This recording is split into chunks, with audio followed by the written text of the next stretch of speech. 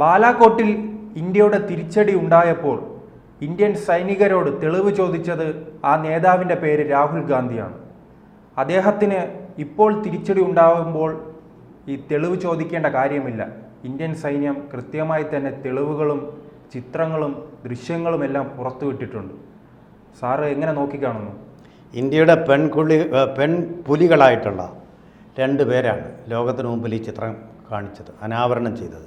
അവിടെ ടെററിസ്റ്റ് ക്യാമ്പുകളില്ല, വെറുതെ India പറയുകയാണെന്നുള്ള denial മോഡും, അതുപോലെ തന്നെ തെളിവുകൾ വേണമെന്ന കഴിഞ്ഞ പഹൽഗാം ആക്രമണത്തിന് ശേഷം ആവശ്യപ്പെട്ട രാഹുൽ ഗാന്ധിക്കുള്ള മറുപടി കൂടിയാണ് ഈ ചുണക്കുട്ടികളായ 2 പെൺപുലികൾ, ഇന്ത്യയുടെ വീരവനിതകൾ, ഉണ്ണിയാർച്ചകൾ പറഞ്ഞത്.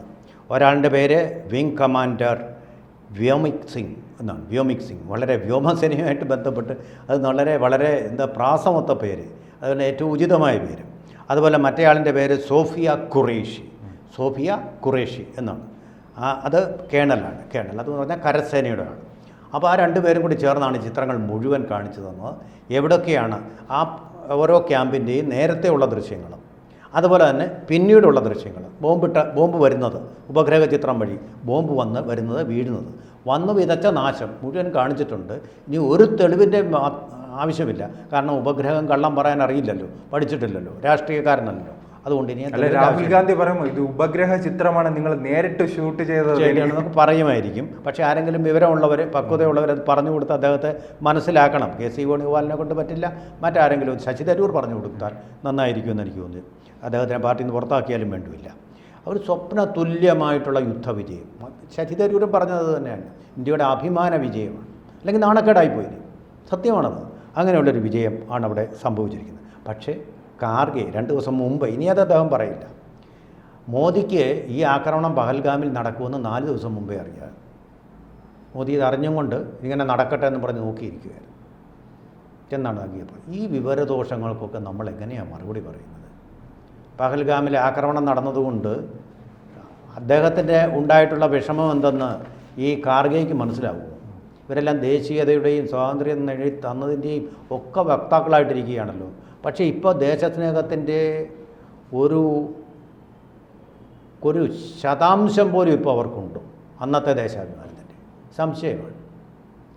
അതിൻ്റെ ഒരു വറ്റുപോലും അവശേഷിക്കാത്ത വിധമുള്ള ഒരു പാർട്ടിയായിട്ട് സ്വയം മാറിയിരിക്കുന്നു ഈ കോൺഗ്രസ് പാർട്ടി. അവരുടെ പ്രീണന നയത്തിൻ്റെ ഫലമായിട്ട് എനിക്ക് തോന്നുന്നു സ്ഥലകാല വിഭ്രമം ബാധിച്ച ഒരു പാർട്ടിയായിട്ട് മാറി. ഇസ്ലാമിനെ പ്രീണിപ്പിക്കുക, മുസ്ലിങ്ങളെ പ്രീണിപ്പിക്കുക, ഭീകരവാദികളെ പോലും പ്രീണിപ്പിച്ച സന്ദർഭങ്ങളുണ്ട്. അഫ്സൽ ഗുരുവിനെ വധിച്ചതിൽ കോൺഗ്രസ്സിൽ അഭിപ്രായ വ്യത്യാസമുണ്ട്. അതുപോലെ തന്നെ കാശ്മീരിൽ പോയപ്പോൾ ഭീകരവാദികളെ കണ്ടുപോലും അവരെ കണ്ടപ്പോൾ കഷ്ടം തോന്നിയെന്നാണ് രാഹുൽ ഗാന്ധി പറഞ്ഞത്. അതേസമയം മോദിയെ കാണുമ്പോൾ അദ്ദേഹത്തിന് പക പോകുകയും ചെയ്യും. എന്നിട്ട് അദ്ദേഹം പറയുന്നത് താൻ തുറന്നു വച്ചിരിക്കുന്നത് സ്നേഹത്തിൻ്റെ കടയാണെന്ന് പറയും. ഒരുപാട് വൈരുദ്ധ്യങ്ങളുണ്ട്. ബൈപ്പോളാർ വ്യക്തിത്വത്തിൻ്റെയൊക്കെ ഒരു ആളാണ് എനിക്ക് തോന്നുന്നു രാഹുൽ ഗാന്ധി എന്ന്. അപ്പോൾ എന്തായാലും പോട്ടെ, എന്തായാലും ഈ ചോദ്യങ്ങൾക്ക് ഇനി പ്രസക്തിയില്ല. കാരണം തെളിമയുള്ള ചിത്രങ്ങളുടെ സഹായത്തോടു കൂടി ഈ 2 മിടുക്കികളായ പെൺകുട്ടികൾ, ഇന്ത്യയുടെ അഭിമാന സ്തംഭങ്ങളായ പെൺകുട്ടികൾ, വ്യോമിക് സിംഗും അതുപോലെ സോഫിയ ഖുറേഷിയും ലോകത്തെ കാണിച്ചു. എന്തുകൊണ്ടായിരിക്കും രാഹുൽ ഗാന്ധി എല്ലാം ഇത്തരം പ്രവർത്തനങ്ങളിലേക്ക് പോകുന്നത്? മോദിയുടെ ഖ്യാതി ഒന്ന് കുറച്ച് കാണിക്കണം, മോദിയെ ഒന്ന് ഇടിച്ചു കാണിക്കണം, മോദി ഒരു പൊട്ടനാണ് തന്നെ പോലെ എന്ന് വരുത്തി വെക്കണം. മോദി ഒരു പപ്പുമല്ല. അതുകൊണ്ട് അദ്ദേഹത്തിന് അത് സാധിക്കുന്നില്ല എന്നുള്ളതാണ് സത്യം. എങ്ങനെ മോദിയെ ജനങ്ങൾ തിരഞ്ഞെടുക്കുന്നതല്ലേ? ഇന്ത്യൻ സൈനികർ അവരോടാണല്ലോ ഈ ചോദ്യം ചോദിക്കുന്നത്. തെളിവെവിടെ? അതിനോട് കൂടിയാണല്ലോ രാഹുൽ ഗാന്ധി കൂടുതൽ അൺപോപ്പുലർ ആവുകയും ആ പാർട്ടിയുടെ ഭാവി നശിച്ചു പോവുകയും കൂമ്പടയുകയും ചീഞ്ഞു പോവുകയും. ഇടിവെട്ടേറ്റ തെങ്ങ് പോലല്ലേ ഇപ്പോൾ കോൺഗ്രസിൻ്റെ നിലനിൽപ്പ്? അങ്ങനെയല്ലേ നിൽക്കുന്നത്? ഇടിവെട്ടേറ്റ, ഇനി ഒരിക്കലും കായ്ക്കാത്ത ഒന്നായിട്ട് അത് മാറ്റിയില്ലേ രാഹുൽ ഗാന്ധി? നോക്കൂ, ഈ യുദ്ധത്തിൻ്റെ ആസൂത്രണം വളരെ ഭംഗിയായിട്ട് 2 ആഴ്ച കാലം കൊണ്ട് ഭംഗിയായിട്ട് ചിട്ടയായിട്ട് ആസൂത്രണം ചെയ്തു. നമ്മൾ കഴിഞ്ഞ തവണ അവിടെ പോയി സർജിക്കൽ സ്ട്രൈക്ക് ഫ്ലൈറ്റിൻ്റെ സഹായത്തോടു കൂടി ചെയ്തപ്പോൾ, എയർഫോഴ്സിൻ്റെ സഹായത്തോടു കൂടി ചെയ്തപ്പോൾ നമ്മുടെ ഒരാൾ അവിടെ ഒരു പൈലറ്റ് പാകിസ്ഥാൻ്റെ പിടിക്കപ്പെട്ടു. ഇപ്രാവശ്യം എന്തെങ്കിലും വന്നിട്ടുണ്ടോ?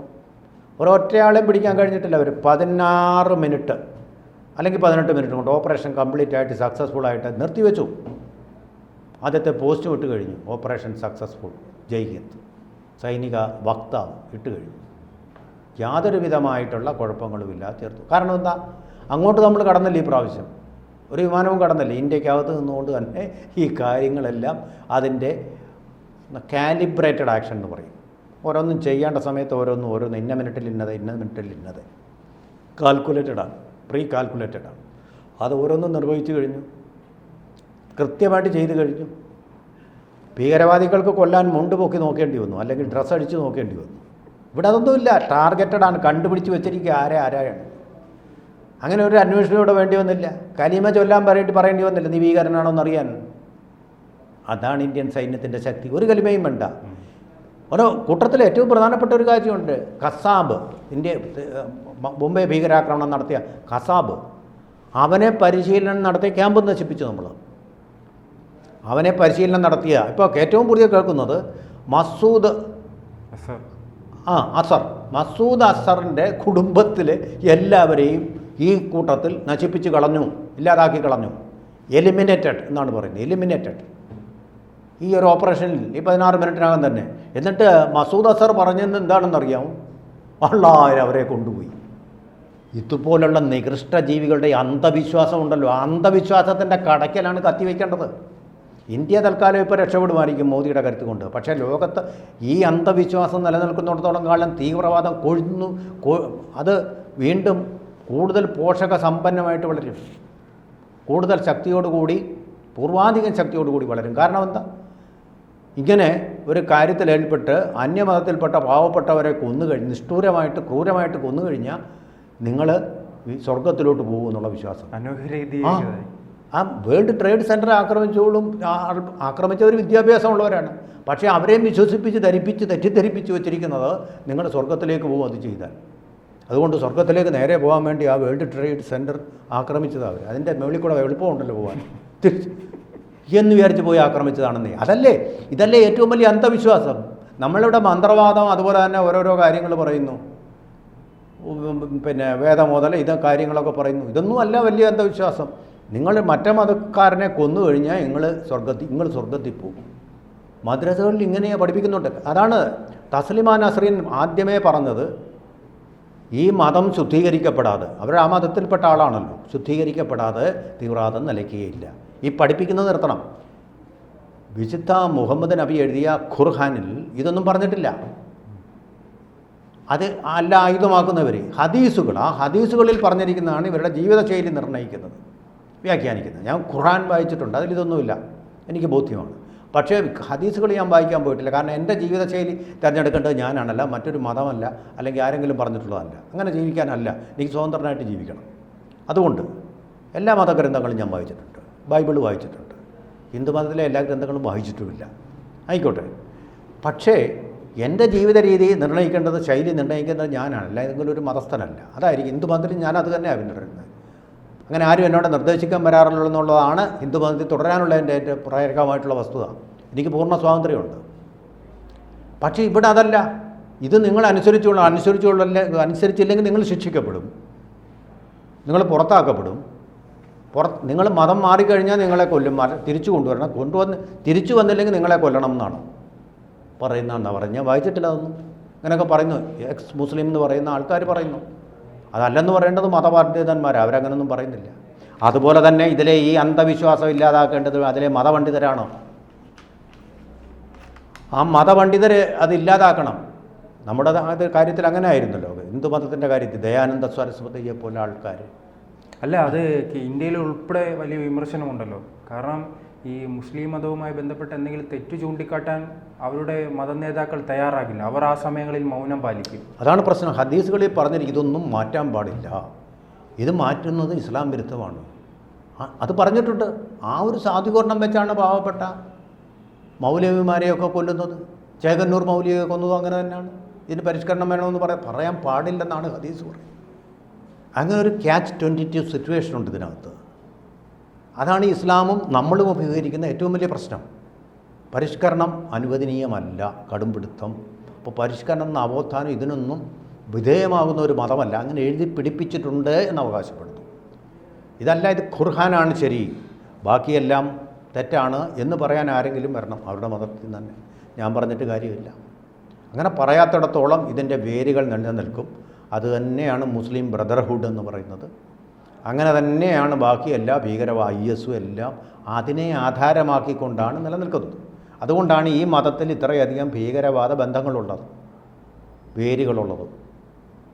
ആ പൊളിറ്റിക്കൽ ഇസ്ലാമുമായിട്ടാണ് മാർക്സിസ്റ്റുകൾ കൂട്ടുനിൽക്കുന്നത്, അതിനെ വാഴ്ത്തിക്കൊണ്ട്. എന്നിട്ട് അന്ധവിശ്വാസം ഹിന്ദു മതത്തിൽ മാത്രമേ ഉള്ളെന്നും പറഞ്ഞ് അവർ ഈ കേരളത്തിൽ വന്നിട്ട് പാഠങ്ങൾ പഠിപ്പിക്കുകയും ചെയ്യും. ഹിന്ദു ചിഹ്നങ്ങളൊന്നും അമ്പലങ്ങളിൽ പാടില്ല, എന്നാൽ പിന്നെ കരിവാളും ചുറ്റികയൊക്കെ വെക്കാൻ. ഇവർ ശരിക്കും പറഞ്ഞാലൊരു തിരുത്തൽ. കണ്ണൂർ അങ്ങനെയാണല്ലോ, ചെങ്കൊടി പറത്തും. ആ തിരുത്തൽ നിങ്ങൾ സത്യസന്ധമായിട്ട് കാര്യങ്ങൾ പറഞ്ഞാൽ മതി. അവരത് പറയുന്നില്ല എന്നുള്ളതാണ്. അതാണ് ഈ ഭീകരാക്രമണം പഹൽഗാമിൽ ഉണ്ടായത്. 370 വകുപ്പ് എടുത്തു കളഞ്ഞു. ഈ കാശ്മീരിലെ പാവപ്പെട്ട ആൾക്കാർക്ക് അറിയില്ല 370 വകുപ്പ് എന്താണെന്ന് അവർക്കറിയില്ല. പാവപ്പെട്ട ആൾക്കാർ പട്ടിണിയും പരിവട്ടവുമായിട്ട് കഴിയുന്ന പാവങ്ങളാണ്. അവർ പിന്നെ 370 വകുപ്പ് അങ്ങനെയുള്ള രാഷ്ട്രീയമൊന്നും അവർക്കില്ലെന്നേ. അവർക്കുള്ള ഒരേ ഒരു രാഷ്ട്രീയം ഈ പൊളിറ്റിക്കൽ ഇസ്ലാം ചെലുത്തുന്ന സ്വാധീനം, മദ്രസകളിലൂടെ അവർ പഠിപ്പിക്കുന്ന പാഠങ്ങൾ. അപ്പോൾ ഇത് ഇസ്ലാമിലെ തന്നെ പല മതപണ്ഡിതന്മാരും പറഞ്ഞുകൊണ്ട് ഈ വിദ്യാഭ്യാസം മാത്രം പോരാ, അതായത് മദ്രസകളിലെ ഔപചാരിക വിദ്യാഭ്യാസം കൂടി നിങ്ങൾ നേടണം. പക്ഷേ ആ സ്റ്റെപ്പ് മാറ്റിയിട്ടിപ്പോൾ ഔപചാരിക വിദ്യാഭ്യാസം മാത്രം മതി. മതസ്പർദ്ധ ഉണ്ടാക്കുന്ന മതസ്ഥാപനങ്ങൾ